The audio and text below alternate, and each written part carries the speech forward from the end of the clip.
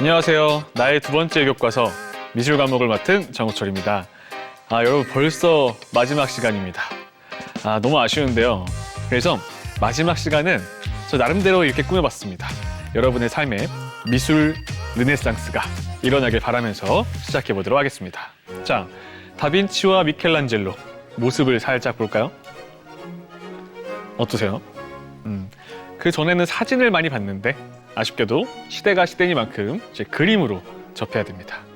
먼저 다빈치, 다들 들어보셨을 텐데 사실 화가이기도 했지만 과학자이자 건축가이자 공학자 등등 아주 다양한 방면에서 재능을 선보였죠.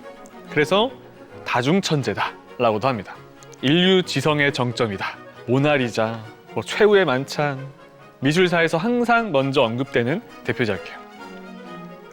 자, 그러면 미켈란젤로는 어땠을까요? 이런 말이 있어요. 천재를 믿지 않는 사람 혹은 천재란 어떤 것인지 모르는 사람은 미켈란젤로를 보라. 다윗과 피에타, 그의 천재성을 증명해주죠. 하지만 의외로 회화면에서도 아주 대단한 재능을 보여줬죠. 시스티나 성당의 천지창조, 최후의 심판, 볼 때마다 감탄을 자아내잖아요. 사실은 그만큼 이 둘의 우위를 가리기가 힘듭니다. 둘 다 대단한 천재들이니까. 하지만 약간 또 재미를 삼아서 비교해 보도록 할 건데요. 사실 이 두 화가는요, 실제로 라이벌 대결처럼 맞붙었을 수도 있었던 사건이 있어요.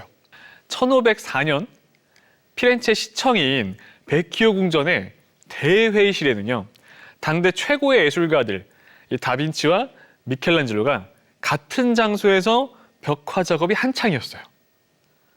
두 예술가가 같은 장소에 벽화를 그리고 있었답니다. 피렌체 의회에서는요, 공화국 정신을 다시 고취시키고, 그죠?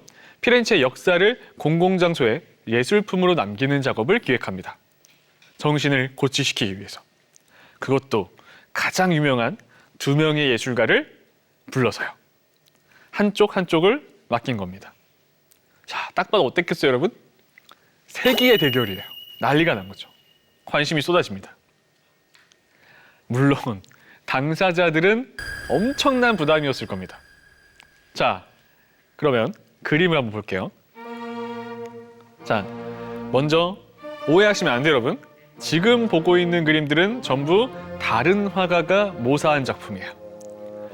루벤스가 다빈치의 작품을 모사했습니다. 미켈란젤로의 작품 또한 1542년에 화가 바스티아노 다 상갈로가 모사한 작품이에요. 아쉽게도 이 프로젝트는 중간에 중단됐어요. 원본 자체가 완성되지 않았습니다. 그리고 지금은 이 두 화가가 모사한 작품으로만 봐야 돼요. 하지만 모사했기 때문에 두 사람의 실력은 그대로 나타날 수 있는 거죠. 자, 다빈치 쪽을 먼저 볼게요. 빛과 그림자, 그런 미묘한 사용, 인체를요 해부학적으로 아주 정확하게 그렸어요. 그리고 다빈치가 주로 쓰는 스푸마토 기법이라는 게 있거든요. 좀 이따가 모나리자 설명할 때 또 할 건데 공기원근법 혹은 대기원근법이라고도 합니다. 그래서 윤곽선이 아주 부드럽게 처리되어 있어요. 이렇게 되면 사실적이면서도 신비로운 분위기를 자아냅니다. 미켈란젤로, 뭔가 약간 표현이 다르지 않나요? 인체의 근육 구조를요 아주 정교하게 표현했어요. 뭔가 더 약간 또렷하고 에너지가 넘치죠. 특히 미켈란젤로는 힘과 역동성을 더 강조했어요. 그런 조각을 마치 그림으로 옮겨놓은 것 같은 표현을 합니다. 자, 어떠신가요? 이거는 사실 실력으로 나누는 건 아니고요, 취향차입니다. 그죠? 자, 그러면 이제 이들의 작품과 삶을 천천히 만나볼 거예요.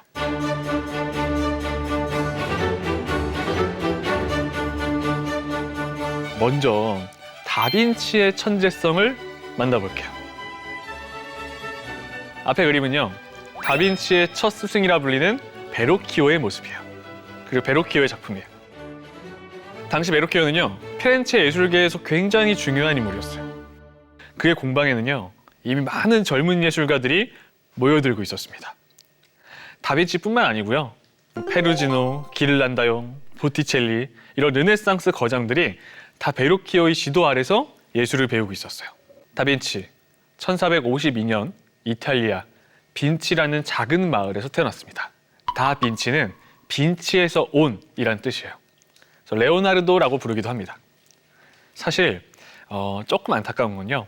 합법적인 결혼에 의해서 태어난 아들이 아니에요. 혼외 자식이었어요. 그래서 아버지의 가정에서 자라진 못했는데요. 정식 교육의 기회가 주어지지 않았어요. 하지만 아주 어릴 때부터 대단한 예술적 재능을 보였다고 합니다. 한 번은 이런 일화가 있어요.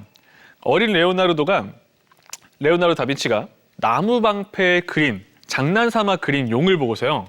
그 사실성과 생생함에 사람들이 깜짝 놀랐답니다. 그래서 그의 아버지는요. 일찍이 이 아이가 아주 비범한 재능이 있구나 라는 걸 알았어요. 그래서 피렌체의 굉장히 유명한 예술가이자 작업장이었던 베르키오의 공방에 보낸 거예요. 여기서 레오나르도 다빈치는 다양한 기술을 배우게 됩니다. 그림 한 점 볼게요. 베르키오의 예수 그리스도의 세례예요. 어느 날 베르키오는요. 피렌체의 한 교회를 위해 그림 의뢰를 받았어요. 제목처럼 예수님이 세례 요한에게 세례를 받는 장면을 그려달라는 거였죠. 베르키오는 다빈치에게도 그림의 일부를 맡겼어요. 눈썰미 좋은 분들은 찾을 수도 있어요. 자, 다빈치는 어디를 그렸냐면 그림 속에 있는 하단에 있는 2명의 천사 중에 1명을 그렸어요. 자, 자세히 봐보세요. 누가 다빈치가 그린 천사일까요? 왼쪽이랍니다. 그래서 자세히 보면 천사의 얼굴과 옷, 이 머리카락 표현이 훨씬 디테일하고 정교하고 아름다워요. 이미 다빈치는요, 빛과 그림자의 활용을 아주 기가 막히게 했다는 걸 알 수 있는 포인트예요. 자세히 보면 차이가 있습니다. 사람들은요, 다빈치의 부분을 보고 그랬대요. 마치 살아있는 천사 같다. 그리고 베르키오 어땠을까요? 다빈치의 스승. 시켜놨는데 너무 잘 그리는 거예요. 그래서 실제 전해지는 이야기가 어떠냐면요. 베르키오가 저 다빈치가 그린 천사를 보고서 너무 충격받아서 더 이상 그림을 그리지 않았다고 해요. 자, 그러면 다빈치의 작품 볼게요. 워낙에 유명하죠? 수태고지입니다. 초기 작품 중 하나예요. 혹시나 이 내용을 잠깐 짚어드리면은 성모 마리아에게 천사 가브리엘이 예수의 잉태 소식을 전하는 성경 속 한 장면이죠. 베르키오 공방에서 일하던 시기에 그려진 것으로 추정이 됩니다. 20대 초반이었대요. 한번 천천히 볼까요? 배경은요, 아름다운 정원이에요. 저 뒤까지 봐보세요. 먼 배경에 산도 보이고요, 바다도 보여요. 다빈치가 이 자연에 대한 깊은 관심이 있었다는 걸 알 수 있어요. 그리고 이미 원근법 표현에 능통했다는 걸 알 수 있죠. 그리고 막 천사와 마리아의 얼굴, 손, 옷주름 봐보세요, 여러분. 야, 이 시대에 어떻게 이렇게 그렸나 놀라울 정도예요. 빛이 떨어지는, 반사되는 표현까지도 기가 막히게 했죠. 천사의 손 잘 보시겠어요? 손을 잘 보면요, 꽃을 들고 있어요. 백합꽃이에요. 순결과 성스러움을 상징하는 중요한 상징이에요. 그리고 참고로요, 천사의 날개를 그릴 때는 실제로 자연에 나가서 새의 날개를 관찰하면서 그렸다고 합니다. 그러니까 다빈치 이때부터 이미 다방면에 관심을 가지고 있었던 거죠. 우스갯소리가 하나 있어요. 다빈치는요, 완성작이 별로 없어요. 정말 드뭅니다. 완성작이. 자꾸 그리다가 딴짓했대요. 그러니까 완성을 안 시키는 거예요. 이거 하다가 갑자기 막 무기 만들고, 디자이너. 이거 하다가 딴 거 하고, 해부학하고. 그죠? 정말 안 건든 분야가 없는 것 같아요. 해부학, 건축, 기계공학, 화학 등 아주 다양한 분야에서 연구를 하고 있었죠. 뭐 잘 알려진 인체 비례도, 그죠? 뭐 비행물체 날개. 다빈치의 수첩에는요, 이런 엉뚱한 발명품도 많이 실려 있었어요. 무기도 있어요. 위에 보시면은, 그죠? 전 저게 활처럼 보였거든요. 근데 자세히 보니까 위에 사람이 올라타 있어요. 엄청난 사이즈의 활이었던 거죠. 다빈치는 무기 개발에도 힘을 썼거든요. 그러면 우리도 다빈치 하면 빼놓을 수 없는 벽화가 있죠. 뭘까요? 그죠? 산타 마리아 델레 그라치아의 식당 안에 그려진 벽화요. 멀리서 와도 작품의 아우라 느껴지죠? 일단은 넓게 좀 봤어요. 작품 위에 아치형 형태 보이죠? 우리는 이 그림의 하단 부분만 알고 있지만 사실 이 아치형 형태도 다빈치가 그린 거예요. 근데 천장에 그림이 많이 지워져가지고 현재는 저렇게 일부만 남아있는 거예요. 전부 완성된 상태로 봤다면 참 좋았을 텐데 좀 아쉽죠? 그리고 저 아치형 공간 안에는요, 다빈치의 후원 가문이었던 스포르차의 문장이 새겨져 있어요. 이 작품을 그릴 때 템페라라는 물감을 썼어요. 계란 노른자를 섞어서 쓰는 거거든요. 근데 이게 부식이 잘 돼요. 그리고 이거 어디다 그렸을까요? 식당이잖아요. 식당 건물이에요. 그러니까 뭐가 많아요? 습기도 많고 연기도 많으니까 손상이 더 된 거예요. 자, 근데 제가 이해했더니 누가 그랬어요. 아니, 왜 이런 훌륭한 그림을 미술관에 놓지 식사하는 곳에 뒀냐. 지금은 이해가 안 될 수도 있지만 원래 성당이나 수도원, 식당에는요, 예수님과 제자들과 함께 만찬을 한다는 의미로 이런 주제의 그림을 많이 그렸었어요. 하나하나 볼게요. 다빈치는요, 원근법을 사용할 때 단순히 투시도법 이것만 쓴 게 아니에요. 공기까지 담았어요. 공기까지도. 그죠? 그래서 당시에 원근법을 적용했던 화가들은 많았죠.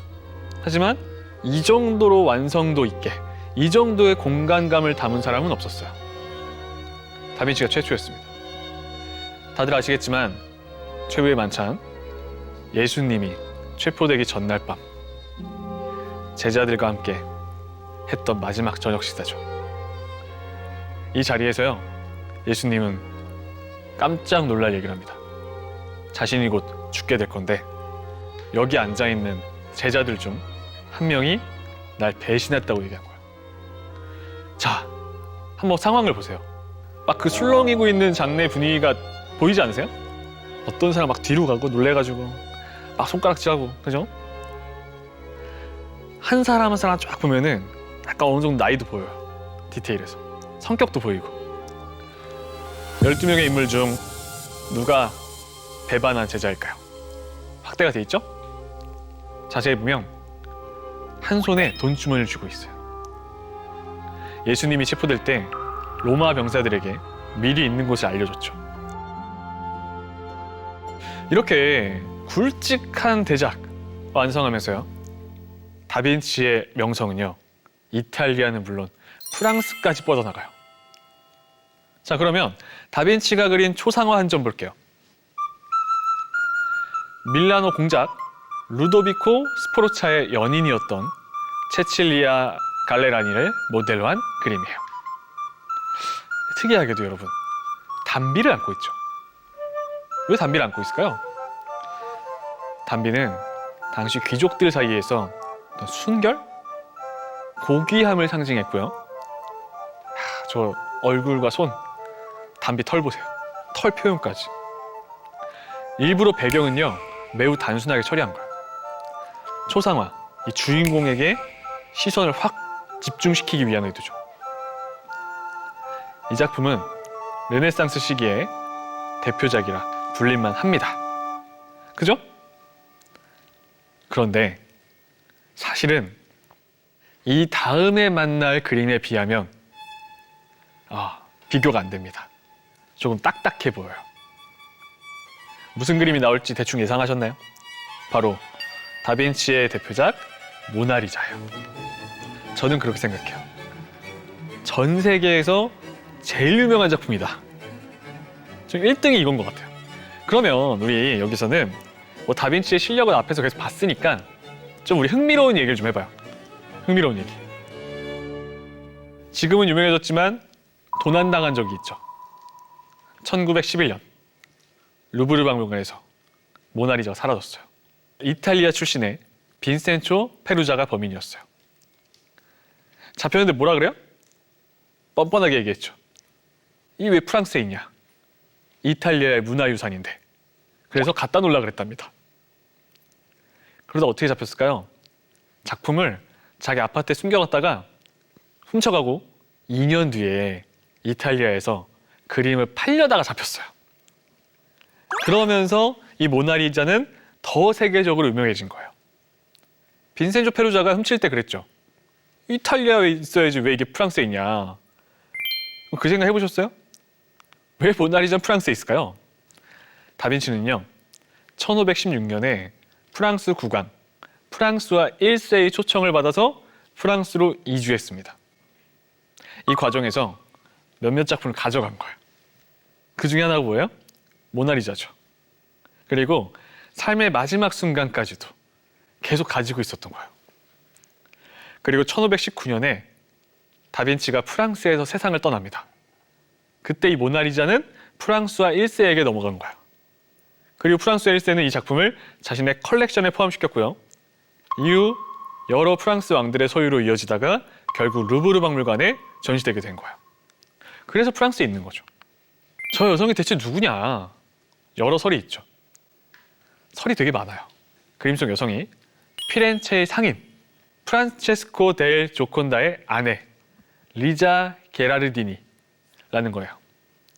그래서 원래 작품의 제목은 라 조콘다로 알려져 있어요.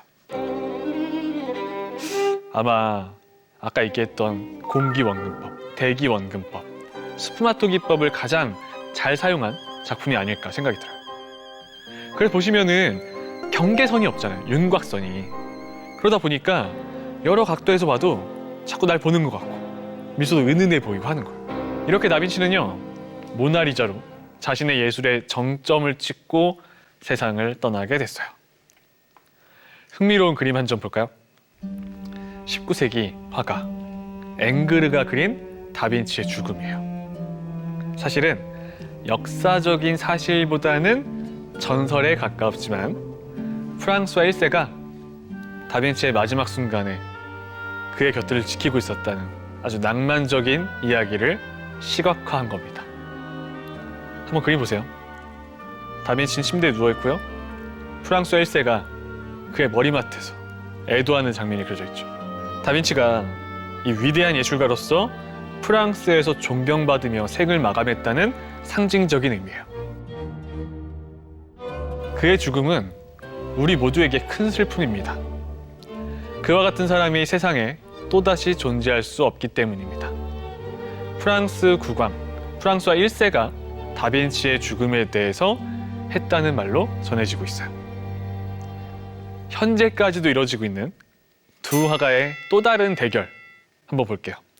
그런데 재미를 위한 거니까 너무 진지하게 보지 마세요.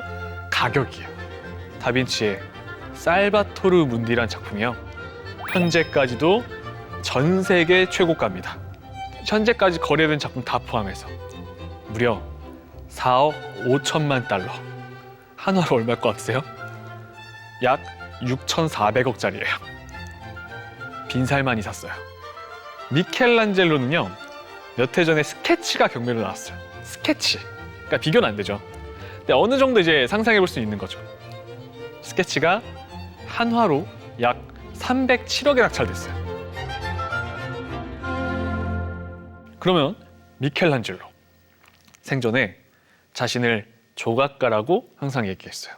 그림은 평면이잖아요. 하지만 조각은 모든 방향을 창조해야 되기 때문에 조각가가 훨씬 더 위에 있다고 생각한 거예요. 그는 말했습니다. 나는 다만 잉여인 것을 제거할 뿐이다. 조각상은 거기에 그렇게 있다. 저 대리석 안에 조각이 있다고 믿었어요. 나는 그걸 파낼 뿐이다. 자, 그러면 이제 미켈란젤로의 삶을 들어볼까요? 미켈란젤로 부오나로티, 1475년 이탈리아의 작은 마을에서 태어났어요. 어린 시절 미켈란젤로의 아버지는요, 아들이 예술보다는 학문에 더 집중하길 바랬어요. 그 뜻에 따라서 공부를 시작했으나 항상 그렇죠. 그림과 조각에 더 빠졌어요. 그래서 아버지와의 마찰도 되게 많았죠. 그리고 결국 13살이 됐을 때 당시 굉장히 유명했던 화가 도메니코 기를란다르의 공방에 들어가죠. 견습생으로. 이 공방에서요, 짧은 시간에 그 어떤 예술가보다 더 뛰어난 재능을 보였다고 해요. 그리고 미켈란젤로의 인생에서 아주 중요한 전환점이요, 피렌체의 메디치 가문과의 인연이었어요. 로렌초 데 메디치는요, 미켈란젤로의 재능을 알아보고 그를 가문의 보호 아래 둬요. 그리고 메디치가의 궁전 안에 살면서 당시 피렌체의 지식인들과 또 예술가들과 소통할 수 있는 기회가 많아진 거죠. 여기서요, 그리스 로마 예술에 대한 아주 깊은 이해가 쌓였어요. 20대 초반에 만든 피에타가 이미 그걸 다 증명해 줍니다.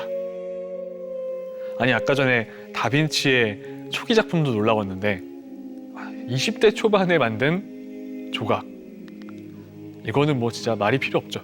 성모 마리아가 십자가에서 내려진 예수의 시신을 안고서 슬퍼하는 장면을 묘사하고 있어요. 피에타, 자비 또는 연민을 의미하죠. 이 작품, 한 덩어리에서 나왔다는 거, 정말 대리석 큰 덩어리 안에서 한 대리석에서 파냈다는 거, 어떻게 이렇게 만들까요? 그의 말처럼 진짜 대리석 속에 감춰진 형태를 꺼내는 것 같아요. 저 대리석의 질감 보세요. 저 옷 표현 보세요. 주름 표현. 실제 의상이 구겨진 것처럼 보이잖아요. 그죠? 특히 성모 마리아 옷 주름. 흥미로운 점은요, 미켈란젤로는 이 작품을 완성한 후에 성모 마리아 옷의 띠에다가 자신의 서명을 써놨어요. 번역하면 이렇게 써 있습니다. 피렌체의 미켈란젤로 부오나로티가 만들었다 라고요. 미켈란젤로가 작품에 남긴 유일한 서명으로 알려져 있어요. 그러니까 이 작품에 얼마나 자부심이 있었는지 알 수 있죠. 24살쯤 완성됐다고 알려지거든요. 그 정도 자부심 느낄만 하죠. 자, 그러면 그가 20대 후반에 제작한 작품 볼게요. 다윗이에요. 이것도 뭐 다 아시죠? 성경의 이야기에서요, 거인 골리앗을 물리친 이 젊은 다윗을 묘사한 조각이죠. 미켈란젤로는요, 다윗이 골리앗과 싸우기 직전의 순간을 포착한 거예요. 저 결의와 자신감 느껴지잖아요. 그죠? 다윗은요, 당시 피렌체의 상징적인 인물이었어요. 피렌체가 이 적들로부터 독립을 지키고자 하는 그 의지를 상징했던 거예요. 5m가 조금 넘어. 엄청난 대리석의 크기였겠죠. 저 대리석을 다른 조각가들이 먼저 시도했다가 실패했답니다. 다 포기한 거예요. 근데 미켈란젤로 아주 멋지게 완성시켰죠. 그런데 이거 실제로 보잖아요. 지금 전시되어 있는 위치로 딱 보면은 비율이 뭔가 이상해요. 오른손과 머리가 좀 커요. 사실은 이 조각이 원래 전시되어야 했던 곳은요, 더 높은 곳이었답니다. 그러니까 높은 곳에 설치되는 걸 고려해서 아래에서 사람들이 바라봤을 때 비율이 완벽하게 만든 거예요. 자, 그런데 여러분 아시죠? 자기를 조각가라 했는데 의외로 천장화 되게 유명하잖아요. 그죠? 갑자기 천장화 왜 그렸을까요? 여기에 유명한 이야기가 숨겨져 있죠. 당시에 이 브라만테라는 건축가를 알아야 돼요. 브라만테, 이탈리아에서 가장 존경받는 건축가 중 한 명이었어요. 교황 율리오 2세의 총애를 받았죠. 그런데요, 이 브라만테는 평소에 이 미켈란젤로를 좀 안 좋게 보고 있었답니다. 평소에 이 미켈란젤로가 자신의 건축적인 결함을 가차없이 막 지적하고 다녔대요. 그러니까 완벽주의자였던 미켈란젤로는 그냥 저게 잘못돼서 눈에 보여서 말한 건데, 브라만테는 자신에 대한 공격이라고 생각했죠. 그래서 브라만테가 교황한테 미켈란젤로를 시스티나 성당의 천장화를 담당하게 하는 게 좋겠다, 제안을 해버린 거예요. 제안을 할 때만 해도 미켈란젤로가 천장화 작업에 실패할 거라 생각했어요. 그래서 명성을 깎아내리려고 한 거죠. 로마에서의 영향력을 줄이려는 의도였어요. 분명히 실패할 거다. 심지어 여러분 천장화인데 일반 그림이 아니잖아요. 당시에 미켈란젤로가 완성한 유일한 회화로 알려진 것이 이거예요. 잘 그리긴 합니다. 하지만 거대한 그 시스티나 천장화, 이걸 그리는 건 전혀 다른 문제예요, 여러분. 근데 또 문제가 뭐예요? 교황의 명령을 거역할 수도 없어요. 자, 그런데 어떻게 됐을까요? 브라만테의 생각과는 다르게 약 40m, 세로 13.7m 천장화를 불과 4년 만에 완성해요. 성경의 창세기를 중심으로 총 9개의 패널에 그려 넣었어요. 전부 보시면요, 각각 아주 세밀하고 정교하게 그려졌고 구성돼 있죠. 마치 살아있는 조각을 천장에 매달아 놓은 것 같아요. 천장화 그리는 거 어땠을 것 같아요? 매달려가지고 거꾸로 그려야 돼요. 미켈란젤로가 지인한테 보낸 글이 남아있어요. 떨어지는 물감에 눈병이 걸리고 시력이 멀어갔답니다. 그 4년 동안 디스크에 걸려서 몸이 안 아픈 곳이 없었대요. 이거 완성하고 나서요, 그 후유증 때문에 남은 생을 평생 고통스럽게 살았답니다. 천장화는 여러분 이렇게 생각하셔야 돼요. 목숨 깎아가며 그리는 거예요. 그렇죠? 시력이 멀었대잖아. 자, 그리고 이곳에서 가장 유명한 작품은 아담의 창조를 뽑을 것 같아요. 하나님이 아담에게 생명을 딱 불어넣는 순간을 표현했어요. 하나님의 손가락과 아담의 손가락이 닿을 듯 말 듯하죠. 흥미로운 점 하나 알려드릴게요. 자, 잘 보세요. 하나님이 천사들과 함께 있는 장면 있죠.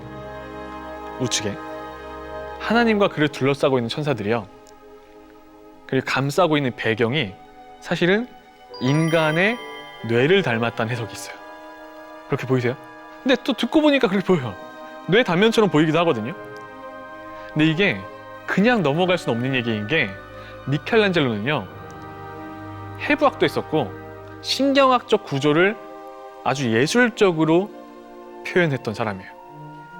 그죠? 그래서 아마 실제 이런 얘기가 끊임없이 나오지 않나 싶습니다. 손가락이 닿지 않은 것에도 여러 해석이 있어요.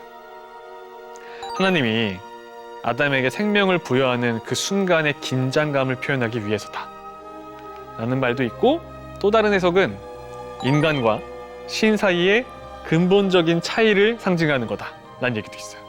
중요한 것은 뭐예요? 이 작품은 단순히 어떤 성경 이야기를 시각화한 것을 넘었었어요. 인간의 본질, 신과의 관계, 인류의 신성함, 그 모든 것을 깊이 탐구한 작품이죠. 그런데요, 그렇게 그림 그리기 싫어했는데 말년에 어떻게 돼요? 또 그리게 됐어요. 바로 최후의 심판이에요. 교황 클레멘스 7세의 주문으로 시스티나 예배당에 그려졌는데요, 천장에는 30대에 그린 천장화가, 벽면에는 60대에 그린 최후의 심판이 남게 된 거예요. 근데 진짜 어마어마하죠?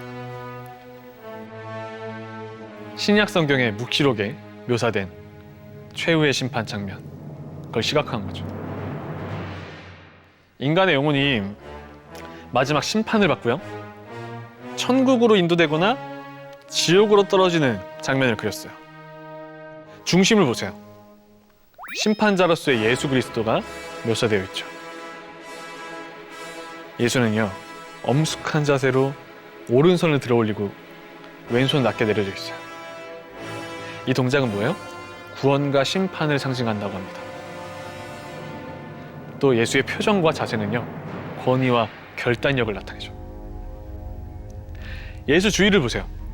성모 마리아를 비롯해 여러 성인들이 둘러싸고 있죠. 이 작품에 미켈란젤로의 모습이 그려져 있어요. 어딜까요? 예수의 12 제자 중 한 명인 바르톨로메오가 들고 있는 가죽이 있어요. 벗겨진 살가죽. 저게 미켈란젤로의 얼굴이랍니다. 고통받고 있는 것 같잖아요. 그리고 흥미로운 부분이 또 있어요. 사실은요, 작업 중에 온갖 조롱을 들었어요. 왜냐면 원래 처음에는 여러분, 그림 속 인물들이 다 나체였거든요. 나중에 미켈란젤로의 제자가 옷을 그려 넣은 겁니다. 인물들에. 그리고 교황의 의전 담당관이었던 체세나 추기경은요, 이렇게 조롱했대요. 뒷골목에서나 어울리는 그림이다. 근데 미켈란젤로가 이 말에 화가 제대로 났답니다. 그래서 어떻게 했을까요? 그 체세나 추기경을요, 그림에 그려줬어요. 어딜까요? 딱 봐도 좋은 곳은 아니겠죠. 우측 하단에 지옥의 숨은 장, 미누스로 표현했대요. 기가 당나귀 기거든요. 무지함을 뜻하고요. 성기를 물고 있는 뱀은 성적 방종을 의미한다고 합니다. 입 한 번 잘못 눌렸다가 영원히 남는 그림에 복수를 당함. 그러면 이런 미켈란젤로의 마지막은 어땠을까요? 의외로요, 조각도 회화도 아닌 성 베드로 대성당의 설계를 맡아서 돔 디자인을 완성하는 데 집중했어요. 이것도 뜻밖이죠? 교황 클레멘스 7세와 바오로 3세, 이 미켈란젤로의 재능을 아주 높이 평가했어요. 그래서 그를 성 베드로 대성당 프로젝트의 적임자로 여겼던 거예요. 뜻밖이죠? 70대 중반의 나이였는데요. 그 나이에도 불구하고 이 프로젝트를 매우 열정적으로 수행했어요. 하지만 이때쯤 되면 건강은 이미 악화되고 있었죠. 그러니까 전 이 부분도 되게 존경스러웠던 게, 사실 하고 싶은 것만 하고 살 수는 없잖아요. 하기 싫은 건데도 오히려 더 잘해주는 거예요. 그래서 더 존경받지 않았나. 그죠? 미켈란젤로는 성 베드로 대성당의 돔이 완성되는 걸 딱 봤으면 좋았을 텐데, 그의 생애 중에는 돔이 완성되지 않았어요. 결국에 1564년에 세상을 떠나게 되죠. 그가 사망했을 때요, 로마와 피렌체 모두에서 큰 충격을 안겨줬습니다. 로마에서는 미켈란젤로가 사망하자 곧바로 장례식을 준비했고요. 그의 유해는 피렌체로 이송돼서 산타크로체 성당에 안장되었습니다. 미켈란젤로는요, 죽음에 이르러서도 자신의 고향 피렌체로 돌아가고자 했던 게 전해졌습니다. 그래서 그가 사랑했던 도시 피렌체에 묻히게 된 거죠. 다빈치와 미켈란젤로 모두 인간의 창조적 이 잠재력을 믿고 예술과 과학을 통해서 실현시켰죠. 다방면에서 발전을 이룩하게 해줬어요. 인류가 끊임없이 자신의 능력을 확장하고 탐구하도록 영감을 준 존재들입니다. 르네상스가 또 부활이라고도 하잖아요. 그래서 이렇게 나의 두 번째 교과서가 또 다른 인간 중심의 또 교과서, 그런 부활이 되길 바라면서 마지막에 준비했고요. 저는 그런 끝인사를 좀 하고 싶네요. 앞으로 이 시간 이후에 여러분 스스로 그려나가야 하는 그 인생이라는 캔버스에 오늘 이 수업이 조금 더 풍부한, 풍족한 색상을 칠하게 만드는 시간이 되셨길 바라면서 저희 미술 강연은 막을 내리도록 하겠습니다. 감사합니다.